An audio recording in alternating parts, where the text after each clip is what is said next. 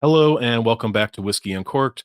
My name is Brian, and today we're going to be continuing our exploration of the Dalmore, bias in whiskey, how it affects our choices when it comes to distilleries that we enjoy, that we support, how we choose to buy our whiskeys, et cetera, et cetera.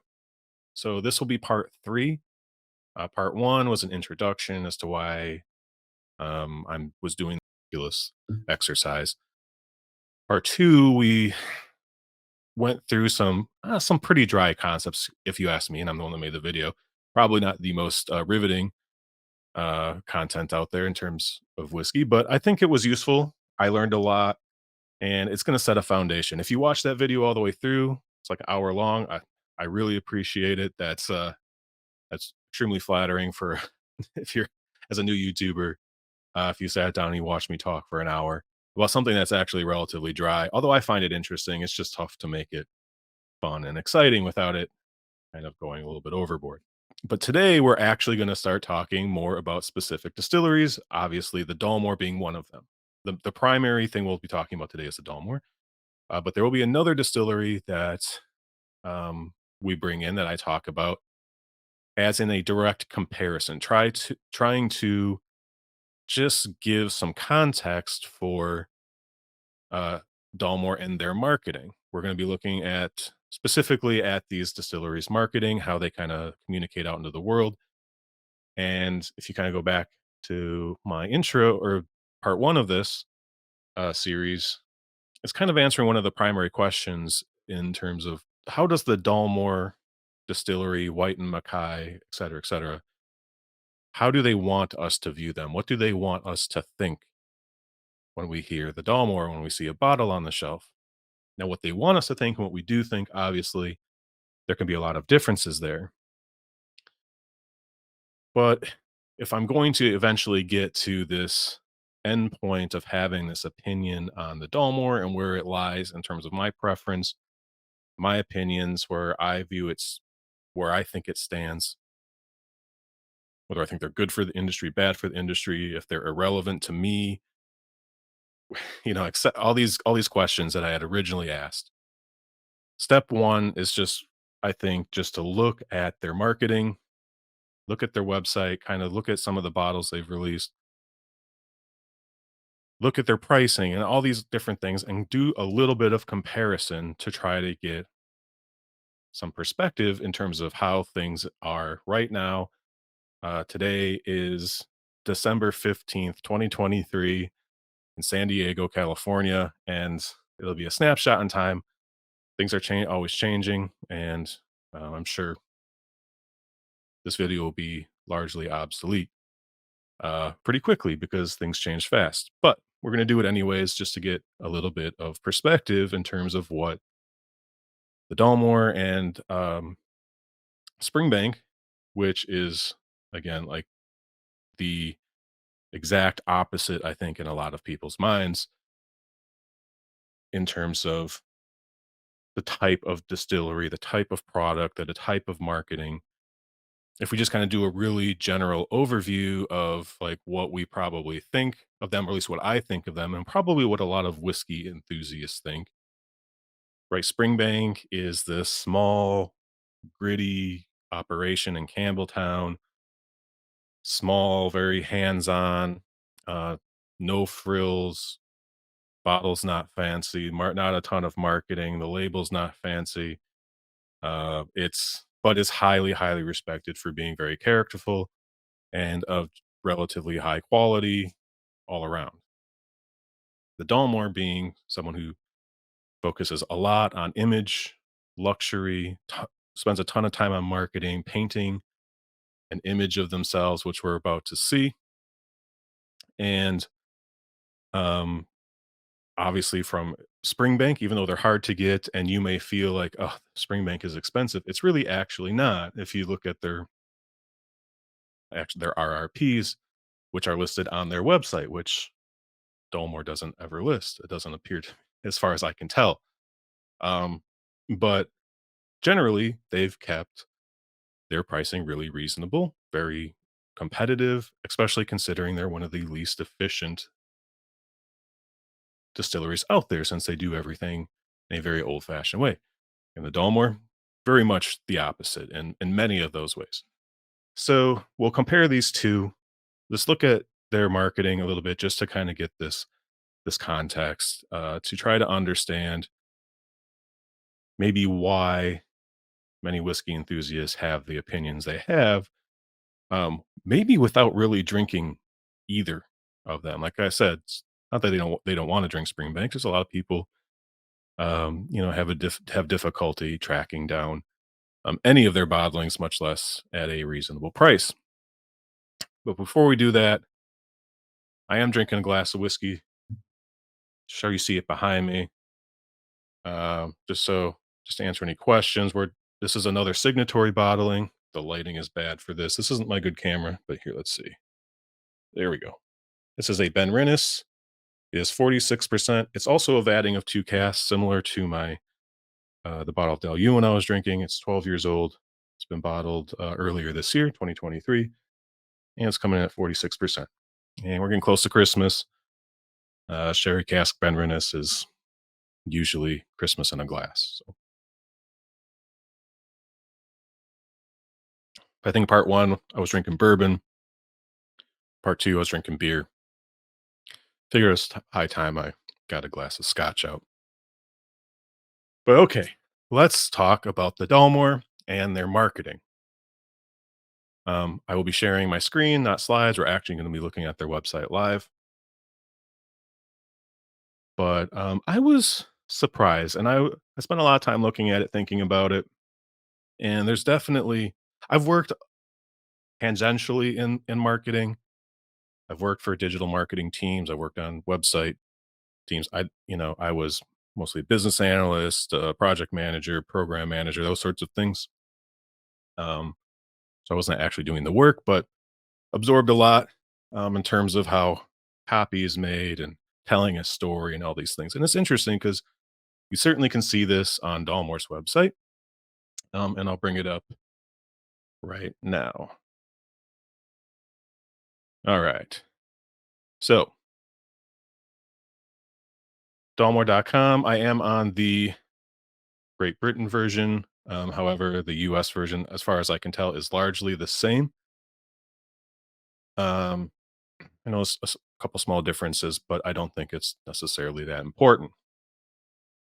But you can see, let me scroll all the way up here. My fault. So right away, what's the first thing you see? You see the name, the brand, and the first thing under it is the making of a masterpiece. And this is going to cover a theme that kind of culminates in kind of what I ended up taking away as their messaging. And this is just that first hint. But what you'll notice is they, generally speaking, and I'm not saying this necessarily is a bad thing, although we'll get into that a little bit more soon. But they are very proud of their product. They think very highly of it, and they're obviously presenting this as a masterpiece, right? This is when you think of masterpiece of great artists, Michelangelo, Leonardo, all these famous people, right? They have a certain subsection of their finest art that is considered a masterpiece, and it stands the test of time, and it's timeless, and I think those two things mean exactly the same thing, but you get the point, right? Hundreds of years later, we're still in awe at the skill and the artistry required to create something of that beauty. It's considered an actual masterpiece. And this can be music, it can be paintings, it can be sculptures, it can be literature, it can be whatever. So right away they are putting that first impression, right? Setting your bias up as like what you're about to experience is amazing, right? And you get a picture of their distillery, very rustic, very classic, very classically Scottish. I think even as American, it's got the moss or kind of the mold on the walls, moss on the walls, whatever that is. Old brick. Things are like it almost looks like it's run down, but it's still beautiful. Um, and obviously the big silver stag right in the middle and symbol that if you're a whiskey drinker, even if you're a casual whiskey drinker, you see that silver stag, you probably know exactly what you're looking at, just like Johnny Walker and the Striding Man and like Jack Daniels and that black label and the square bottle, right? There's these things that you can see it from across the bar or across the room, and you know exactly what it is. But if we scroll down, right, we get a little bit of a blurb about again a whiskey of legendary depth and finesse. Right, they are very proud of the whiskey they make, and they they go on to kind of mention a couple things that you're going to see throughout the site. Right, we're talking 180 years. Right, they have been around a long time, and they have set the standard in multi-cask maturation, hand selected casks, finest, but like they talk about their cask curation. You'll see a lot. This is one of the main points that they want you to know is that their casks set them apart. All right. So, what is the first bottles you see of Dalmore on their homepage? You see a 43-year-old whiskey up front. You see a 28-year-old, and I believe it's a 26-year-old behind it. This is again cask curation series, cask curation here in big letters. This is a theme that does not stop, but you can see what they want you to take away, right? Old whiskey, old scotch, playing on, again, it's a bias and there's some truth to it. And that's a whole nother video, but this idea that old whiskey is the best and ours is really old. We have 40 up to 43 years old, just in this picture. Below this is interesting enough. They have the Luminary series as one of their specialty releases. Now there's actually two, if I remember correctly, in here. There's one that there's like only 3 bottles that exist. One went to auction, one staying at the distillery, and the other was given to, I can't remember exactly. But there's another one that's actually relatively affordable. Relatively, I think is like 250 or 60 British pounds. Um, but it's like I think it's 15-year-old age statement, and it's non-chill filtered and natural color, which we'll get to in just a minute. All right. Actually, yeah, let's just finish off the homepage. So we have a link to buy an exceptional annual release to the 18-year-old. And again, we have the making of a masterpiece and some links to their quote collections, which is also a very specific term, I think often associated with luxury. It's not our core range or our core lineup or just our releases. It is the collections. I want to talk about history and heritage again, and all the expected contact us and sign up for our newsletter at the bottom. All right, let's actually take a look at the Luminary series real quick. And just to kind of reiterate a couple things. So, once again, you have a very artistic picture at the top. We're introducing the series. It's a 3-part series of rare and limited single malts, right? They have that this has been created by luminaries from the worlds of whiskey and architectural design. Like this isn't, they're talking about the partnerships that they have, and everything is very highbrow, very high class. Obviously, high end architecture at this V&A Dundee, which is Scotland's design museum, apparently. Talking about the partnership there. And so we can learn more about the Luminary series, right? Uh, this is the special one. This is from 2022. Again, they have claimed architects and his protege, and then they have these videos of inspiration behind creating this bottle and all the again, a very artistic photo here. The people, very specific people that have been involved in, creating this whiskey, including Greg Glass, their master whiskey maker, as I believe that he is called. Now, um, the don't even need to like mention Richard Patterson, probably obviously a very famous whiskey ambassador, character, influencer, maybe original influencer. I'm not sure how you want to look at him, but he certainly has an interesting way of talking about whiskey, and being that he's been with White Mackay and very um, involved in the Dalmore, you see him mentioned a number of times throughout the website. Again, we have more very specific videos about the philosophy, the artistry, and so I'm not going to really talk about the rare one. Like I said, there's like 3 bottles of this that exist. One got auctioned off to the public. I didn't even check to see exactly how much it ended up going for. Doesn't matter. But I actually wanted to look at the collectible because I think this is really interesting. So again, pretty much every time I've talked about Dalmore so far in this series, I've said that they are diluting their whiskey, heavily chill filtering it, and in many cases, heavily coloring it. But what do we see right away at the top, right? 15 years old. So there's an age statement on it. Natural color. And right below here, non chill filtered. Now, they don't actually talk about it being natural color or non chill filtered at all. They don't say why that is good. You can probably guess why, although I didn't. Yeah, these are just the photos that you can slide. So no other words here.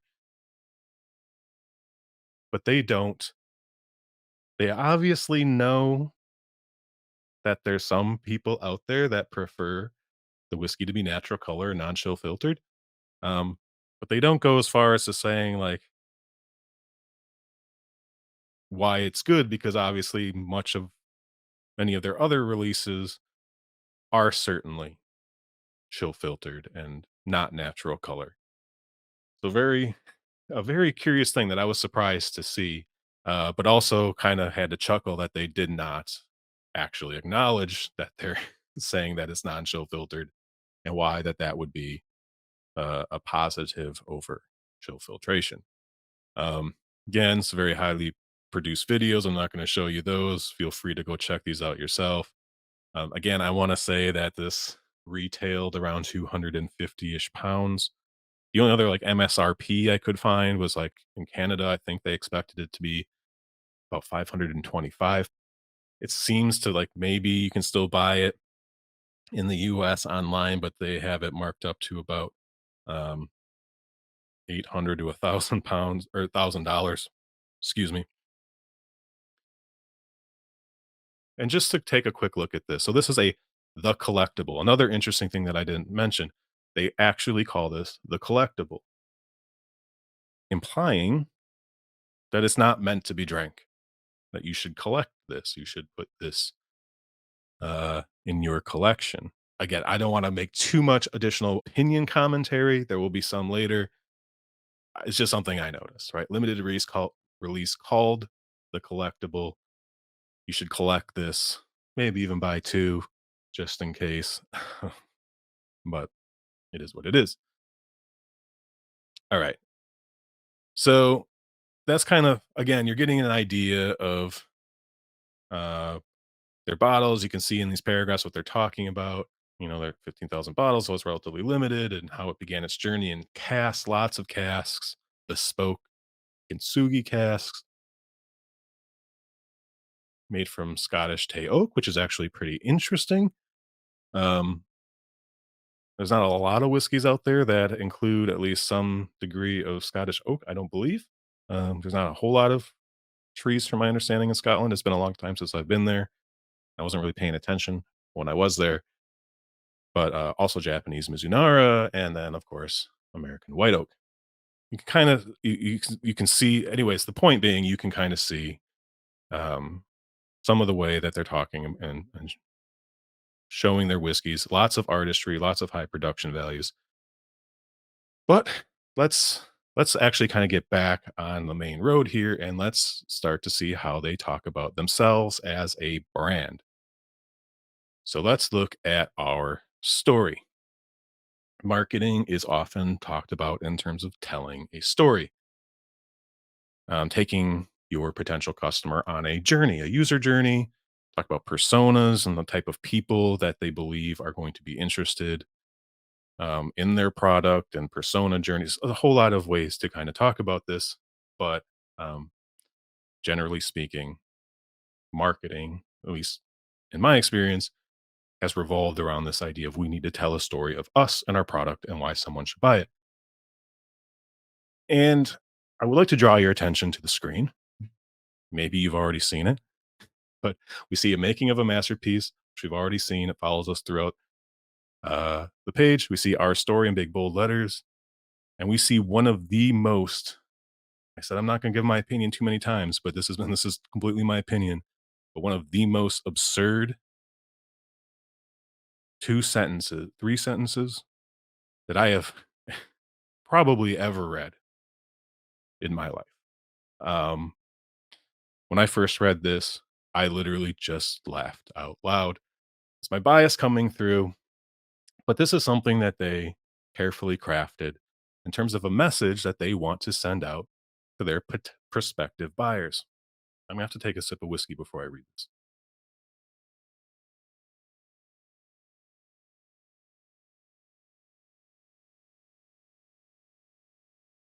We shine, not burn. In a world of possibility, we are virtuosos, always in pursuit of new perspectives. We are audacious and bold, constantly in motion. It is in our blood and inspires our soul.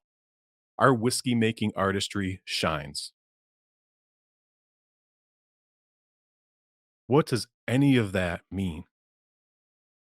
First off, we shine, not burn. So you saying you're like better than the sun?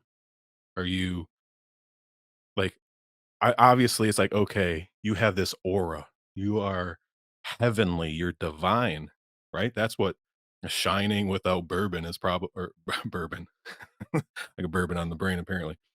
But, you know, um, if you're shining without burning, you are just luminescent. You are you're just giving off light and an aura and energy, which is going to be associated by many people with divinity. That is something that if it's I'll talk about this in a second, but if an individual were to imply these things, if in my interpretation, they'd be locked away. But they shine, not burn. And they mention and they finish it by talking about them shining, but they refer to themselves as virtuosos. I don't know if it's normally the artist that declares themselves to be virtuosos, or if this is someone else that usually does this, but um, they have declared that they are, in fact, virtuosos. Supposedly in the world of whiskey, I believe they don't mention whiskey to the last sentence here, but they are always in pursuit of new perspectives. I don't know if they really ever make it clear what they mean by that. Like I can infer again, right? But in terms of whiskey, what is a new perspective? Uh, m- may- Maybe they'll fill us in a little bit on that. Again, they are declaring that they are audacious and bold and constantly in motion, which is in their blood and inspires their soul, which is weird because they are declaring that their own qualities, being audacious and bold and constantly in motion, inspires their own soul. So they are inspirations to themselves. Um, I mean, like I said, I don't know if I said it in one of the videos I released or if it was kind of like in a take or I edited it out or what. I think probably said it, but if I felt as good about myself, if I felt half as good about myself as Dalmore feels about themselves, like my life would be completely different. I would I would be I don't know what it would look like, but it would like, it would it would be a lot different than this if I had that level of self-assuredness, self-confidence, ego, whatever, that we are so audacious and bold that it inspires us, like, we're inspired by ourselves, really. Alright. Our whiskey making artistry shines. So, they talk about shining earlier. Shines, but doesn't burn, remember. They are definitely not burning. Um, but they talk about artistry, right? So, again, if we're looking for themes here, we see masterpiece, virtuosos, artistry, right? Where these are all things that are kind of intertwined, and we're looking for a story and a message informing this picture of what the Dalmore wants you to think about them. Um, you're starting to see some common themes. I need another drink of whiskey after that. Oh, another example of this that I thought of was I have a whiskey blog. Haven't put unique content on there in a couple months as I've been working on my channel. I've been posting these videos on there, but I just thought, like, what if I had an about me section? And in it, you clicked on it, and the first thing you read was, I shine, not burn. In a world of possibility, I am a virtuoso, always in pursuit of new perspectives. I am audacious and bold, constantly in motion, and it is in my blood and inspires my soul. My whiskey reviewing artistry shines. You would read that and be like, what kind of drugs is this dude on?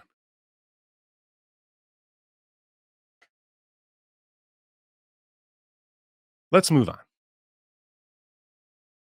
All right. So now we see some more themes that are going to be really common, I think, in the whiskey industry, particularly Scotland, the Scottish whiskey industry, but heritage, right? This is a very old industry going back to the days of illicit distilling and 1823 Excise Act, all these developments that led to uh, the modern day whiskey scene, particularly for Scottish and the reputation that Scottish whiskey tends to have on a global scale. But they are referring to a royal heritage.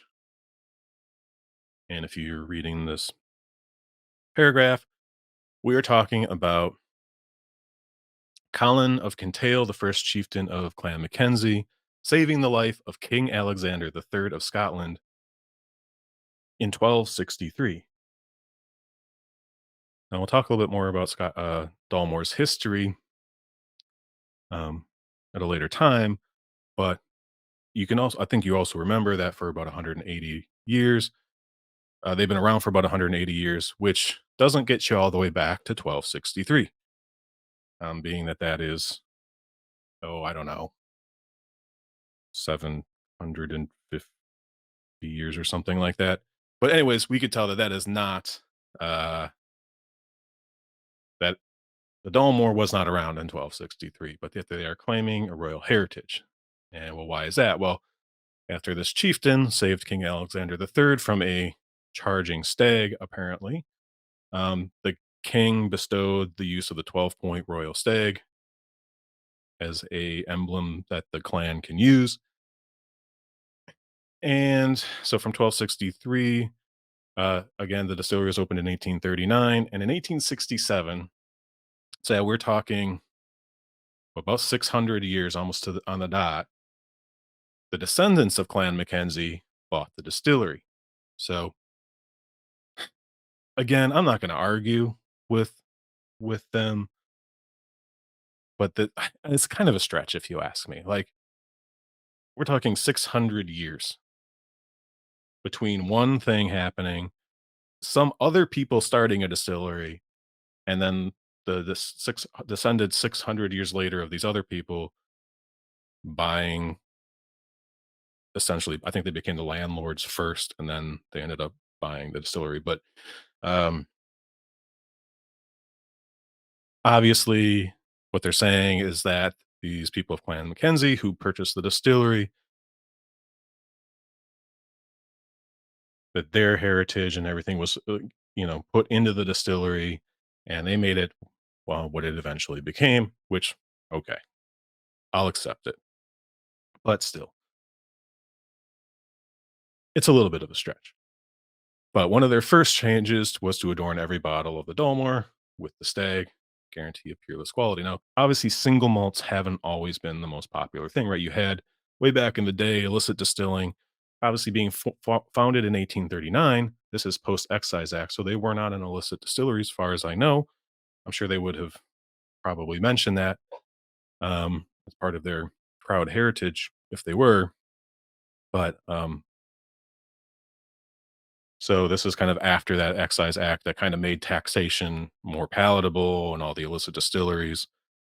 It was incentivized them to go legit because they could actually afford to pay the taxes on the whiskey. And if you can do it legitimately, it's a lot easier to sell your whiskey. It's a lot easier to scale when you're not having to hide your still in a cave or in a barn somewhere. But most distilleries, this isn't just a thing with the Dalmore, so it's not an insult, but for most of the history, that much of the Dalmore's whiskey went into blends. I believe the White Horse blend is White and Mackay's more famous blend, I believe. But okay, in 1867, they take over the distillery. Sometime again, we'll get more specific into their history a little bit later. Eventually, White and Mackay, who was one of the primary um, purchasers of the Dalmore whiskey to use in their blends, ended up buying them from Mackenzie. I don't know if they bought them outright or what the shares were or whatnot. But my original point was that every bottle of the Dalmore is adorned with the stag, but they weren't really selling a lot of individual bottles of the Dalmore for much of the history. And even up until I believe 2002, they only had the 12-year-old. And the stag wasn't always as prominent as it was now. I think it was just kind of a little like symbol, like on the neck label. If I'm incorrect, I apologize, but I believe that's what I read. All right, let's keep moving on. This video's already getting long. There's a lot to talk about. All right, so if we continue on with their story, they talk about their new make spirit. This is the only time where they really mention it.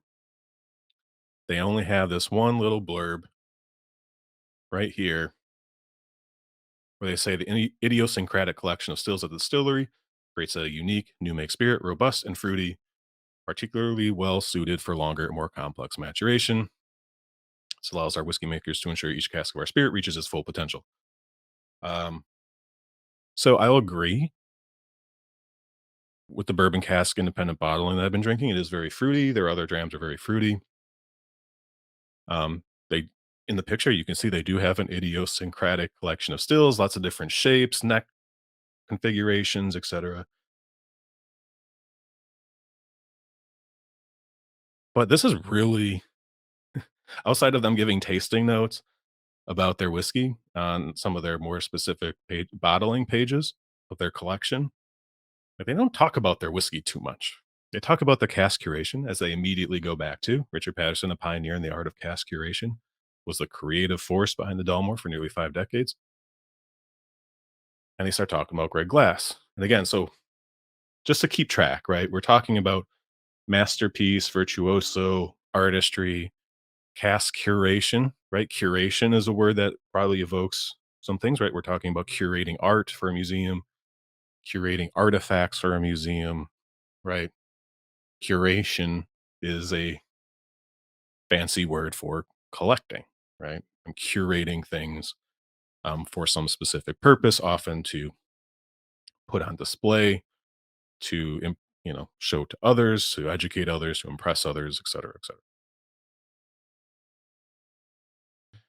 And we are also talking specifically about individuals, right? Greg Glass, their current master whiskey maker, Richard Patterson, who I'm not actually sure. They don't really say. I was under the impression that he had like retired, or maybe he's a consulting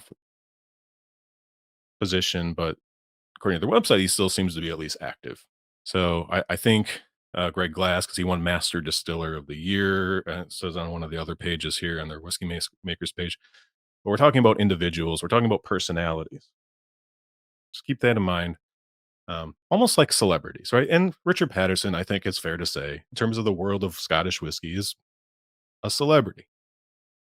He's gone viral. He's a meme. He's drink whiskey like a sir meme, that sort of thing. Let's keep that in mind as we go forward. All right, so we got a very pretty picture, very picturesque. Again, we're talking about cask curation. Again, we're not talking about the whiskey, talking about our casks. Again, they might be absolutely 100% right.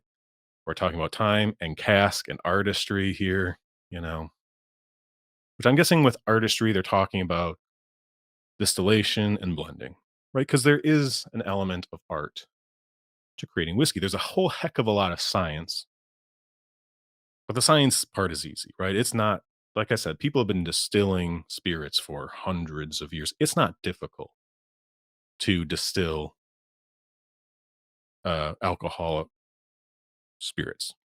Um, People have been doing it in the backwoods in Appalachia in the United States for forever. Um, they've been doing it in the hills of the Highlands and pretty much everywhere for as long as written history is really around. And that's actually not much of an exaggeration.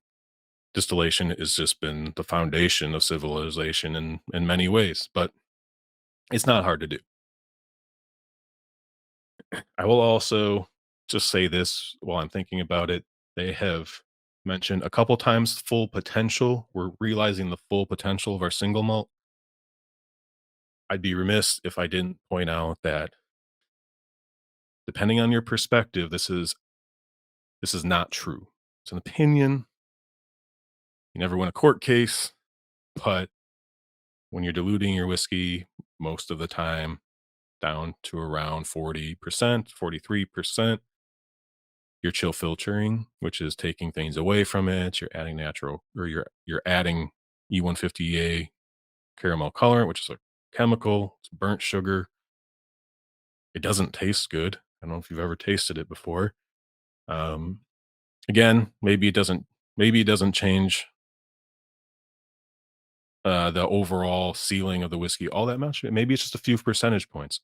That's not the full potential, is it? But there's an opinion on my part. Like I every time I read that, realizing the full potential of our single malt, I think like that's fundamentally not true. But it is an opinion. So um, we'll move on from that. But they do mention that multiple times. All right. So that's our story. That's their story. That's what they want you to know. They want you to know about the royal heritage. They give you a little bit of background of how they actually managed to claim that. Take it for make your own decision as to whether that matters or not. I mean, the reality is that any distillery that claims that well, we've been around for 150 years, 200 years, whatever, and that somehow implies that their whiskey is good now, or that somehow means that you should put more stock in what they're doing.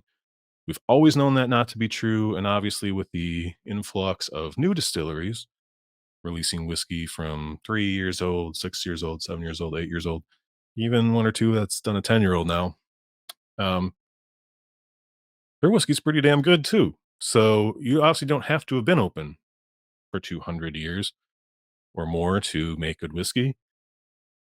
And just because you have doesn't really mean anything. But it's not going away. So getting upset about it, probably not really worth it. But anyways, they talk about their rich heritage, briefly mention their new make. They don't really talk much about the whiskey at all. They immediately start talking about the individuals involved in making the whiskey. I don't know if this is how most master distillers or master blenders dress um, when they're in the still house. I haven't dressed this nice as either of these two, and definitely since pre-pandemic. Yeah, I don't know. I'd have to ask the girlfriend, because it doesn't happen often. If I have clothes that are this or anywhere close to this nice, I don't fit in them anymore. Pandemic, pandemic got me. The whiskey didn't help. But let's move on. It is also a privilege to make. All right.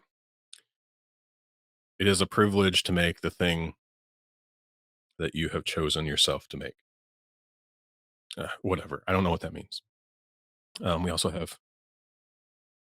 I skipped right past this, but this is obviously a painting of apparently this scene of Colin of Kintyre, I believe his name was, saving King Alexander III. But again, art, a beautiful painting, a masterpiece, if you will. Um, they don't say anything about this specific painting. I didn't look it up either. But I mean, as someone who doesn't know art at all, it looks like a really nice painting. Lots of detail, lots of stuff happening. Looks like it could be someone's masterpiece. But let's move on. And we're gonna do this really quick. Our home, they don't say too much because their visitor center is currently under construction again. So this is apparently where they would have talked about their experience, that the experiences that you would have if you actually physically went to their distillery. I know that they have like their own chef.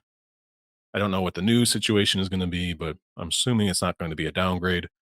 But you know that again, very luxurious. The visitor center, from my understanding, has played a major part. The evolution of their visitor center over the last 20 years or so played a big part in the evolution of their image. Let's say you can go to their distillery and have a very first class experience, um, and be fed some good food, and I'm sure drink some fantastic whiskeys. But let's talk about their whiskey makers. Again, they are talking about individually. So again, they are announcing that they have set the standard for artistry in whiskey making. I don't I'm assuming no one else has ever said this. Like this is something that they have said. They did not quote someone else. I don't know. Like they can set if they're setting the standard, then I mean they can set the standard to whatever they want. But we're talking about artistry, whiskey making. We get another photo of them in their curious attire. If you ask me, I don't know. I haven't been on any. I've never been on a Scottish distillery tour. I've been on a couple like smaller distillery tours in the states, not in Kentucky yet. Hopefully someday, but I don't know. We're just like that.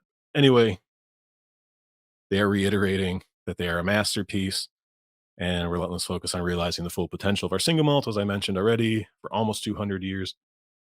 Again, it's 1839, so they still got like 15 years to go. So, I guess that's almost.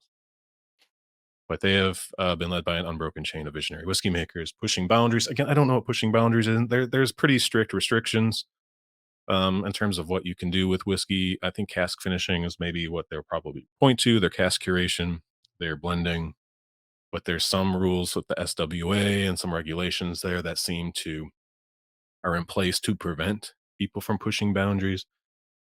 I'm going to assume that there are some larger entities out there that don't want for that standard to be set, and they're preventing certain things from happening, like disclosing information about what's actually in your whiskey, inner staves, and things like that, right? Um, I won't go on that rant for another time, but we're talking about Maskey whiskey maker Greg Glass now. As I mentioned here, he won Master Distiller of the Year 2023 at the Global Icons of Whiskey Awards. Don't know anything about those awards, don't really care. I don't really pay attention to any sorts of awards. Keep an eye on the Oswas for sure, the online Scotch Whiskey Awards, because it's at least somewhat relevant to me. Maybe we'll talk about that at some point, but I think they do a good job with it. So, uh, all in all, I'll watch that one. But any other awards for whiskey, nah, I couldn't really care less. He works in partnership with master distiller Richard Patterson, and they have some pictures of him uh, wiping down a barrel that is currently on fire.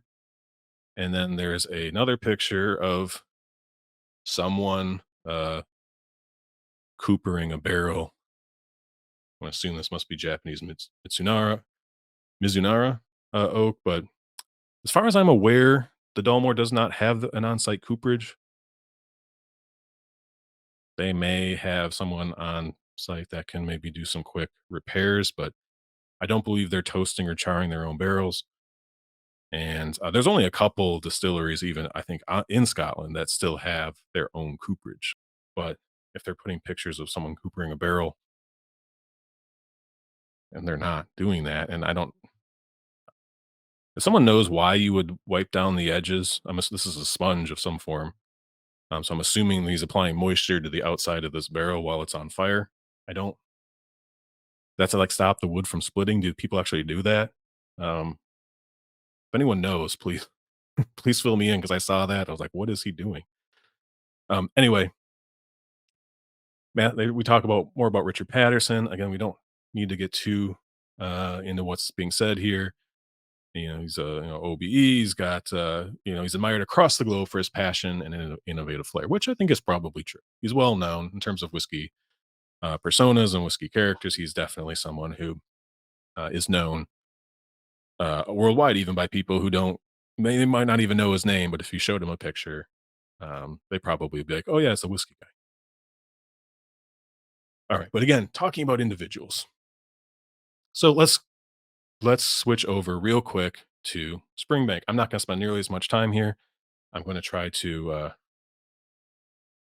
keep this short, but I just want to give this really quick like comparison. Like, what is this distillery like Springbank, which is at least in a lot of people's minds the exact opposite of Dalmore. And again, it's not necessarily as a bad thing or as a positive. It's just different.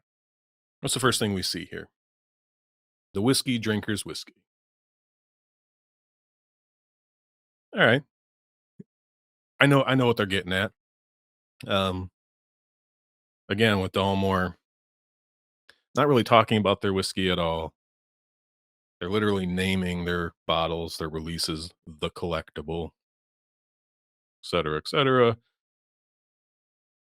The whiskey drinker's whiskey is probably the exact opposite thing, the exact opposite messaging to what the Dalmore is saying. Additionally, if you remember the first bottles that were on Dalmore site, not only were not visible until you scroll down a little bit, that's not the first thing that they're putting in your face. They're putting their branding and that sort of thing in your face first. It was a 43-year-old, 28-year-old, and I believe a 26-year-old. Here we see two 10-year-olds and a non-age statement. Now, whether again, I understand not everyone can buy them. They're not always easy to find. When you do find them, especially here in the states, it's always marked up because of the distribution network. The importers, they ensure that we pay auction prices no matter what, in the states at least. Anyways, first impressions, right? We come back to Dalmore, the making of a masterpiece, big stag, building, and then you actually have to scroll down to see the bottles, and they're obviously marketing to very different demographics, very different people. We get the different brands from Springbank, and then obviously from Glengyle Distillery, Kilkerran, both owned by J.A. Mitchell. Um, and then they start talking again about some heritage here on the right, 5 generations, one family, three malts. And then they could use some UX help with some of their buttons and coloring and stuff like that. You can't read what's on the button, but the work of human hands. And they talk about our process. They have our whiskey range, right? And then you have a bunch of tours and tastings. Obviously, that wasn't there for the Dalmore. Can't really hold it against them. They're renovating. They're not doing tours. Keep scrolling down here. Again, they have the Springbank Society stuff. They have it at the very bottom. You can't join. If you're not a part of the society, you can't join it. So, I mean, it's there, it's relevant. There is a Springbank Society. So they put it at the bottom. It's there, it's accessible. And then obviously they have times about coming to visit and contact info and all the stuff. Let's go back up here. Let's take a quick look at the menu to the right because we did that for Dalmore. Right, you have homepage, you have whiskey about Springbank. Now they talk about a lot of the same stuff um, that Dalmore did, but in a very different way. Right, they talk about who owns it. They talk about the history. Again, the site itself could definitely use a little bit of love in terms of some UX, some UI design. But again, I'm not going to read all these. But they talk about their story, just like the Dalmore did. However, they actually tell you their story. They give you a timeline of everything that has happened going all the way back, not just the story of Springbank, story of whiskey in Campbelltown, which again is it is a theme you'll continue to see. But you can go through all of this and you can actually get like very what they deem to be important moments in the history of not only their distillery, but Campbelltown and its history as a whiskey destination and a whiskey making city and Scotch as a whole. Very different type of messaging. None of this is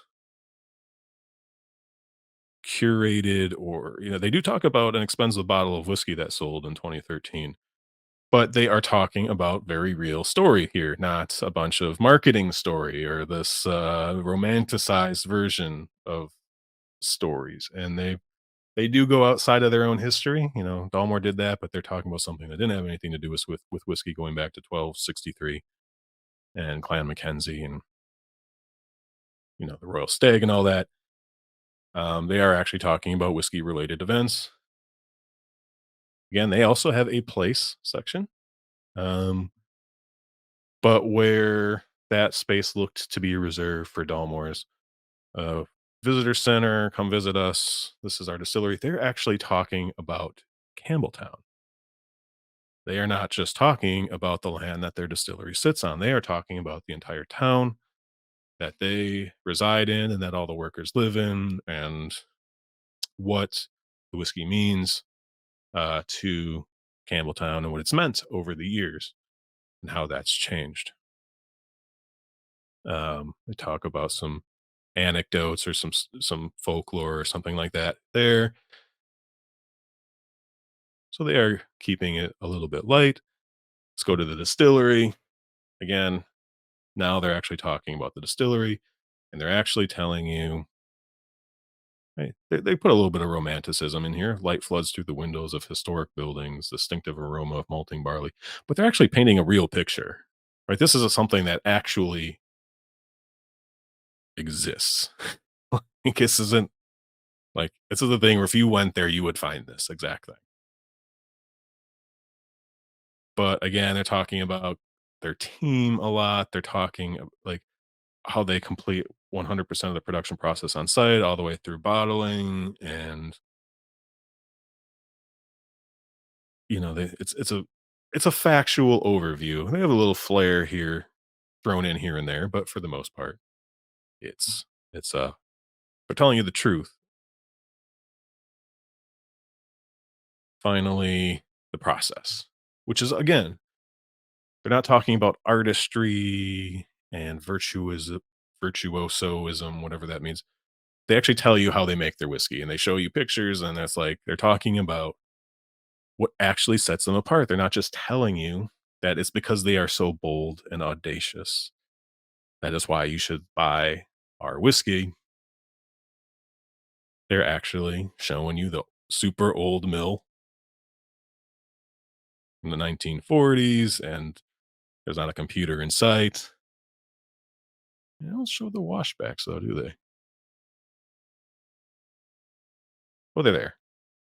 Anyway, and they're talking about notice they haven't mentioned a single individual also.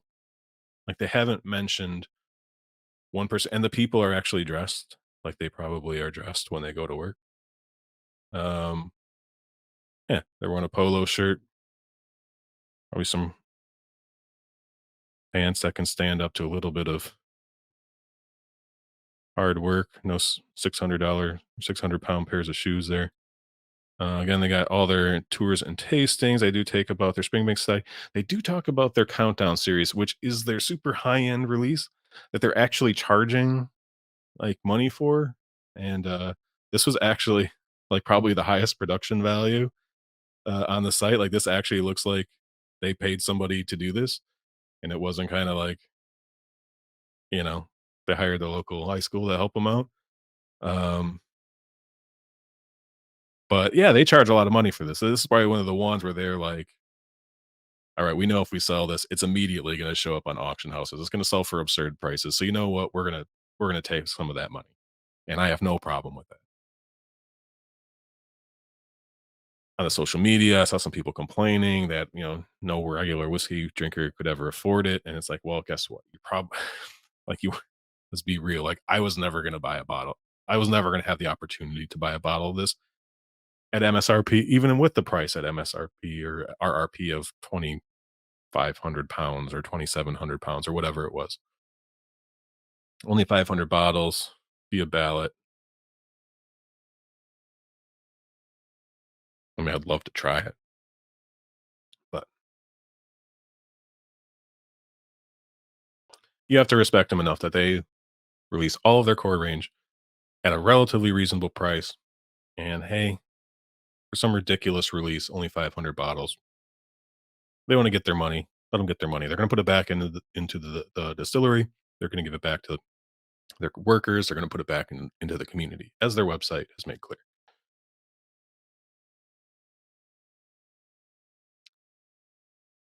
So, kind of back to their homepage. Was there anything else that I wanted to show?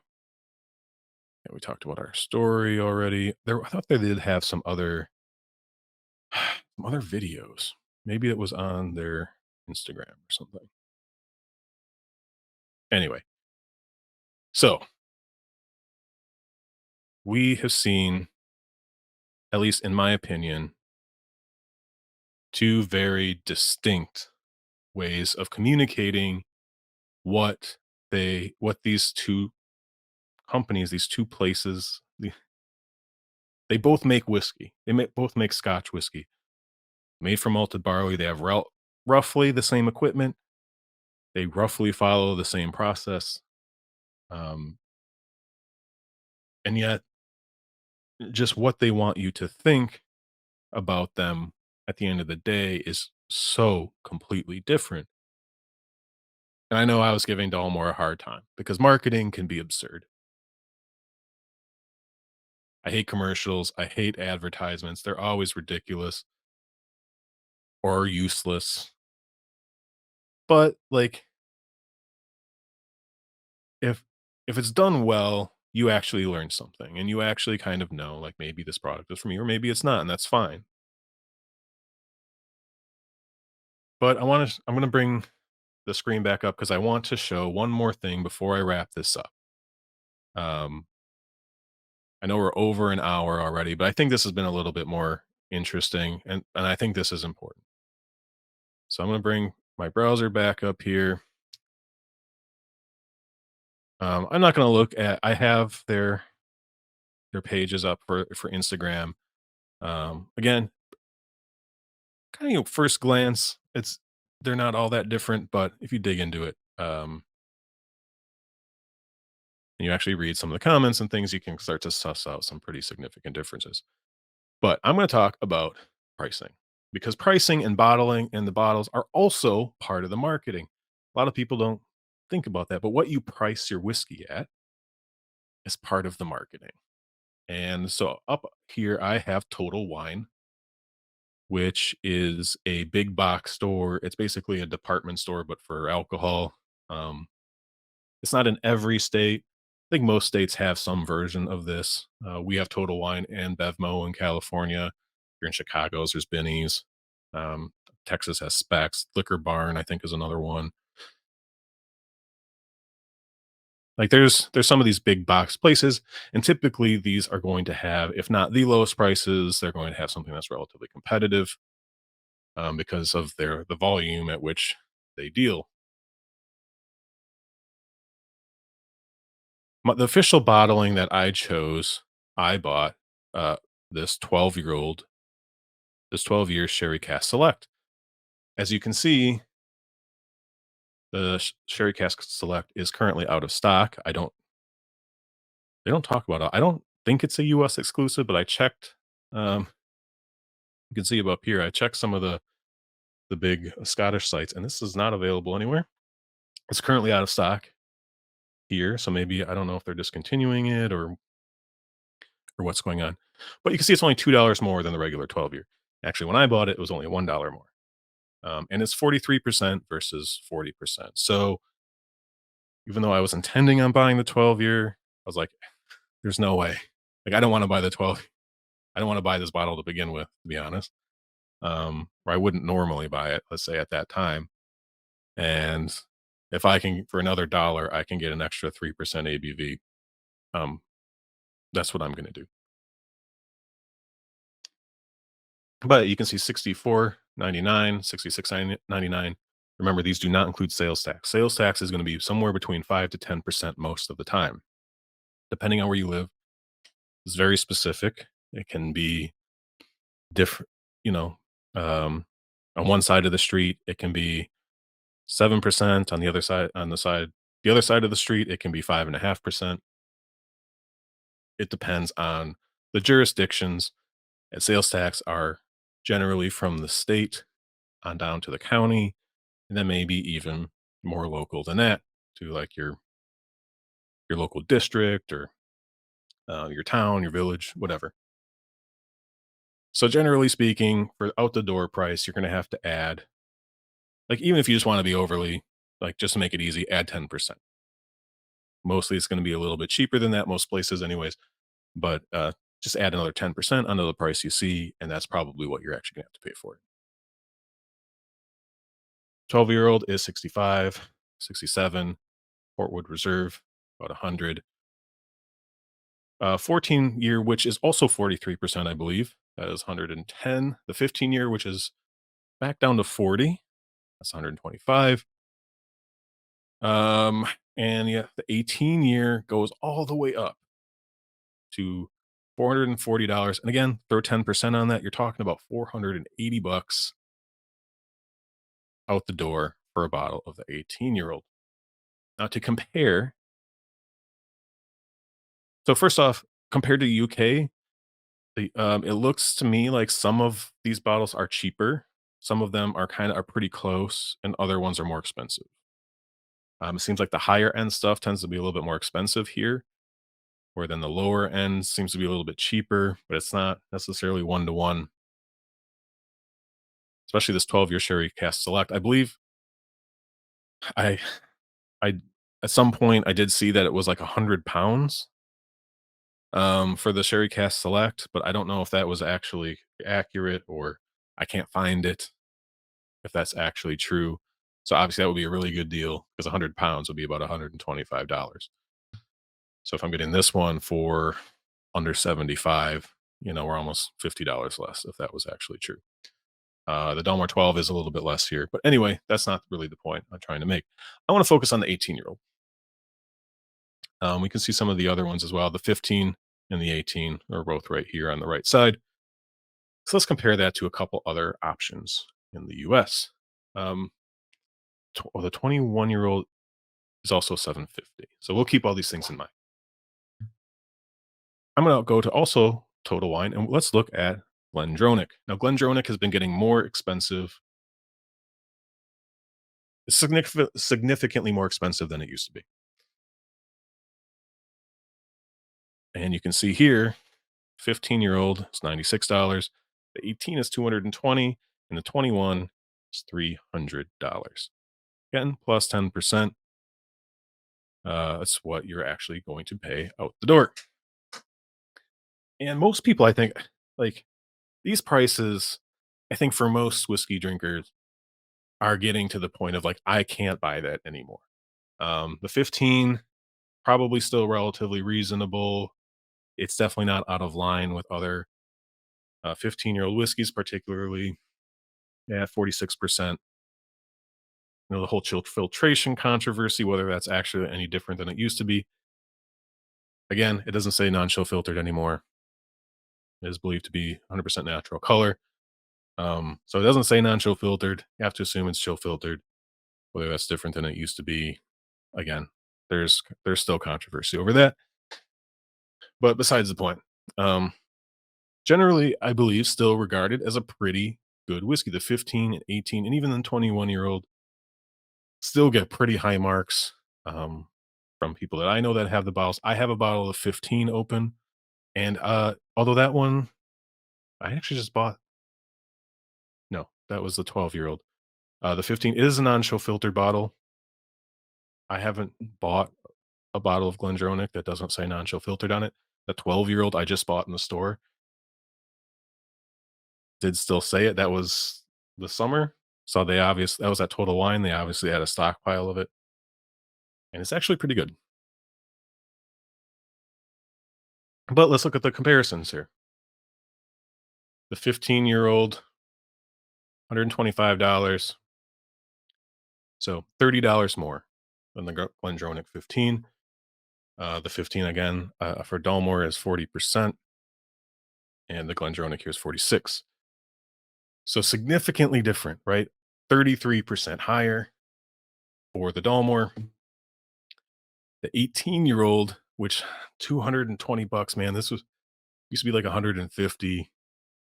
Even then it was like a little pricey. Now, man, at $240 out the door, it's tough. When there's a lot of good independent bottlings out there that um can do something similar for less. But again, compared to the Dalmore, what a bargain.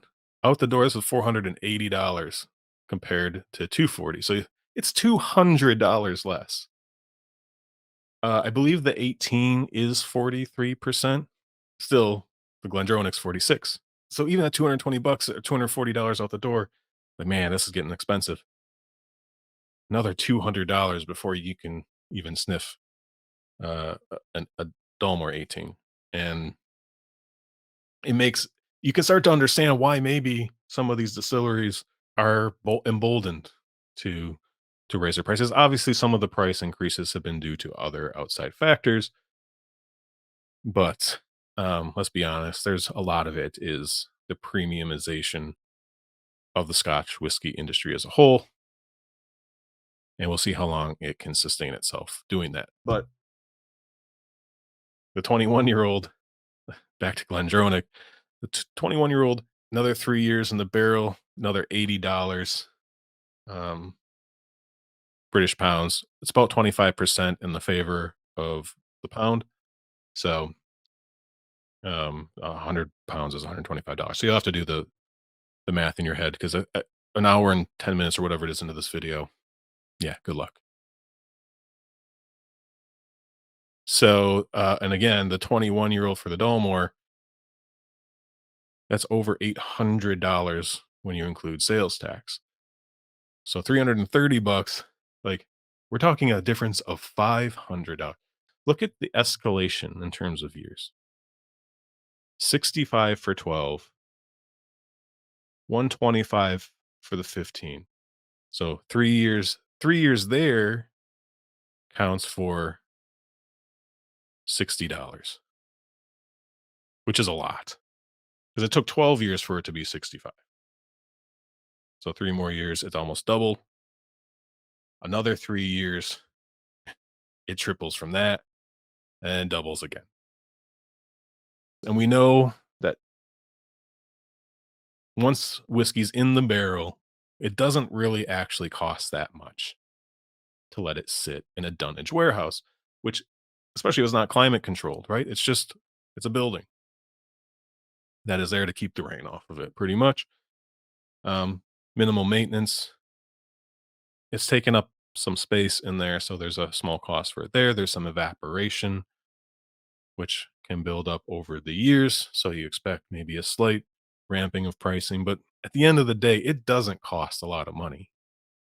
Once you've bought the barrel, you've run all the equipment, you've made the whiskey, right? You're just waiting. It doesn't it's not climate controlled in most cases, right? You want it exposed to the elements, and it's what makes Scotch whiskey, uh, and all whiskey really, breathe in and out of that wood to pull out the character. So you don't want it to be too consistent, and you do lose character. Although if someone were to do that, I would expect it to be Dolmore because they want consistency, um, which they've made clear with their coloring, their use of coloring. You can see in the pictures, the whiskey is all the exact same color, and that's the way it looks on the shelf as well. It doesn't matter how old it is. It doesn't matter the ABV. It's all exactly the same color, which is impossible, largely impossible, um, especially when you're comparing a 12-year to a 21-year. I mean, obviously, yeah, you can really balance the casks, but like that's not what they're doing. Um, we know that they're using lots of caramel coloring to get it to be the exact same color every single time across their entire range. Although, as we saw with the Luminary series, the collectible, they are aware that there might be some people out there that would prefer it to be natural color, and maybe it's a little bit of an experiment on their part. How accepting are their customers of something that isn't ultra dark and says non-chill filtered and natural color?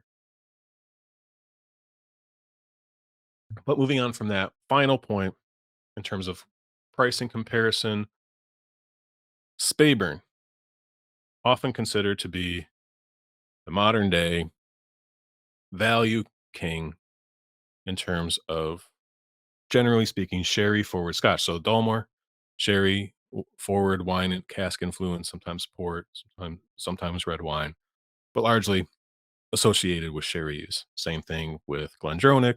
They use a mixture of Oloroso and Pedro Jimenez. Speyburn also does 15 and 18-year-old expressions. They are 46%. They are not show filtered. They are natural color, made in the same country, subject to the same taxes. And you can already see that the 15-year-old costs roughly the same, slightly more than Dalmore's 15-year-old. The Glendronach 12-year-old, that's 46%. That's at $55. I didn't mention that one, but $10 less than the Glendronach. So, again, we're talking about, and I keep losing the, yeah, here we go. So the 15-year-old still considered to be, compared to the Glendronach at 15, which was 95 dollars, $96 at Total Wine, which again is probably the cheapest you're going to see it. This is from a fairly large liquor store company, liquor store chain in California. And California has rules that pretty much any store can ship anywhere within the state of California, which is really great because Speyburn isn't available everywhere all the time, especially in California. It seems to be like pretty sporadic. But I found it at Mission, and this is generally the price that I would expect. But the 18-year-old, $130, right? That's almost $100 less than the Glendronach, which was 220 plus tax, I believe. Right. And we saw that the 18-year-old Dalmore is almost $480. So the price is just insane. And you're like, and again, these are made from the same ingredients, the exact same ingredients, right? Obviously, the Dalmore talks about cask curation, et cetera, et cetera. Like cask curation, that's where you can say, well, that's where their price comes from. They're getting these legendary casks. Tell me it makes that much of a difference in the modern day.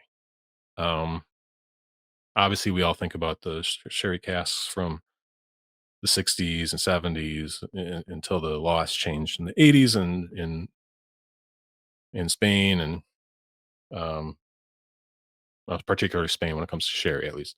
So we can sit here and complain about the price, but Dalmore knows what they're doing. They're doing it on purpose. They've calculated this out. It's part of their marketing. They want you to see that it's expensive because it's expensive. People are going to assume it's good. And look, out of all these whiskeys, which one would be more appropriate to give? Which one has the higher chance of someone who doesn't drink whiskey very often? Which one of these is going to have a more likelihood of being enjoyed? Right? The Dalmore is sweet. It's very sweet. It's very fruity. It's light in ABV. It's light in texture. It's not challenging, but it is actually pretty tasty. Like it's pretty good. It tastes good, but it's a little sweet for me. A little sugary,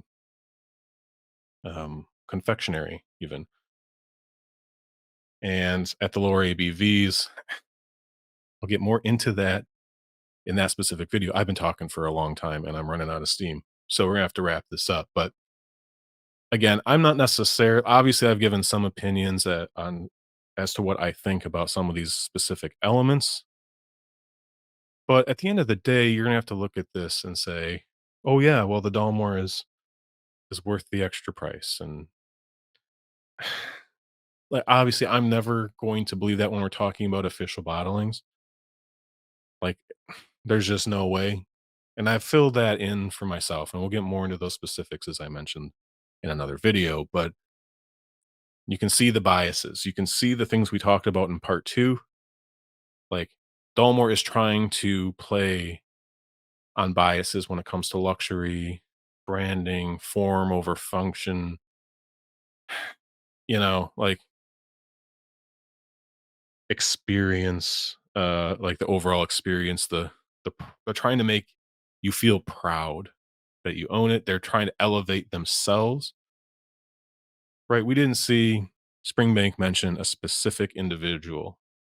There's some pictures of some workers, and I know there were some videos that I saw, and I should have had the link available, but it was, like, the regular people working at the distillery kinda talking about various parts of the production process, and they're there, I know they are, I just forgot where they were in the moment.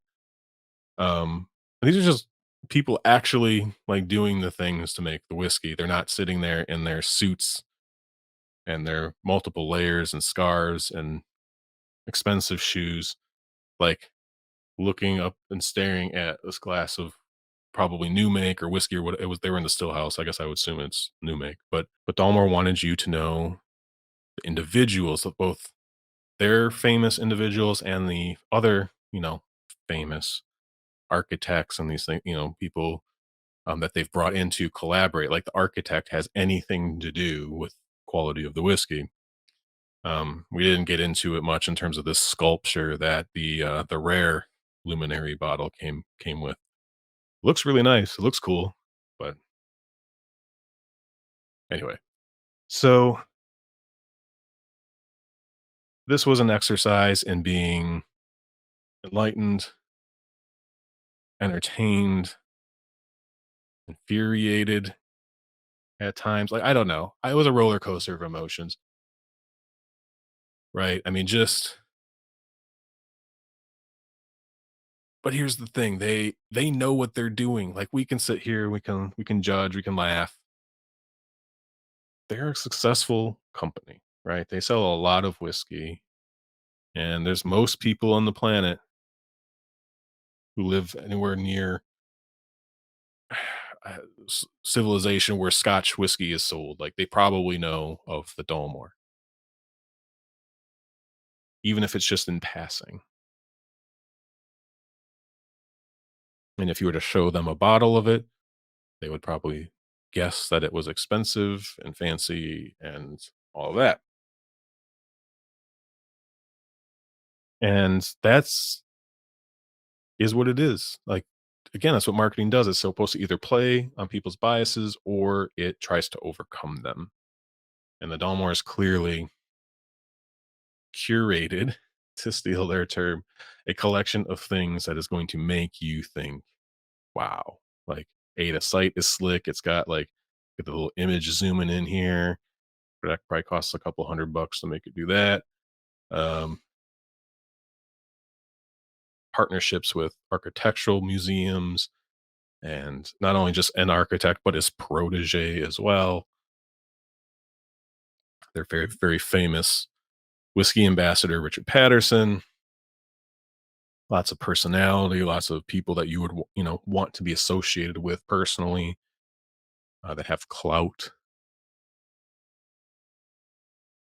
Springbank didn't do that. Now,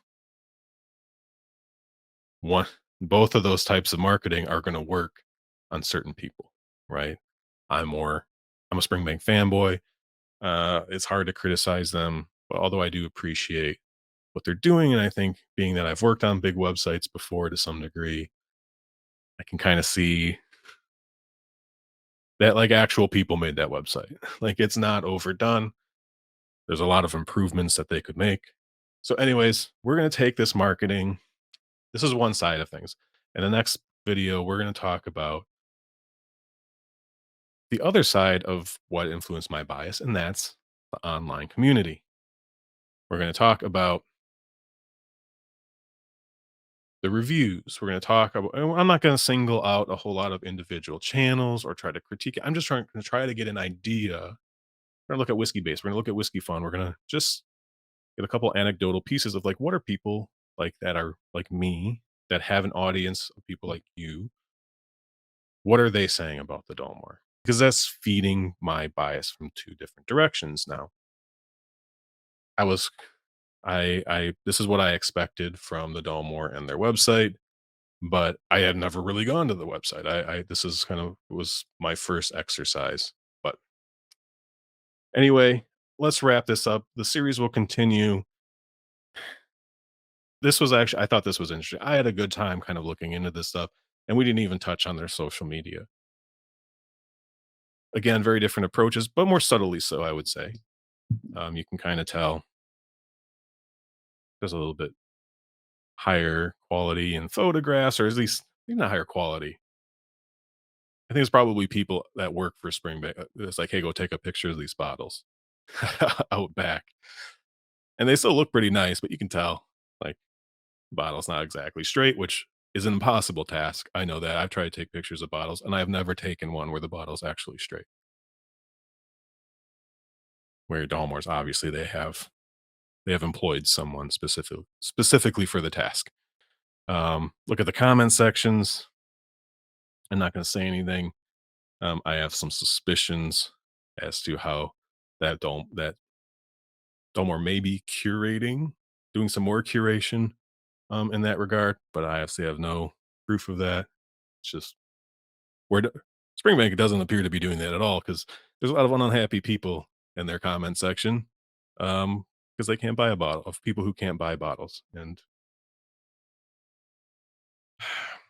Springbank can't double their production overnight, and they're not going to for reasons. And hopefully, eventually, we see some of the pressure. I know they have increased production to some degree, and we just aren't seeing the benefits of that yet. But hopefully soon. Anyway, if you've watched these last two videos, hour long plus, I think I'm going to go with this one.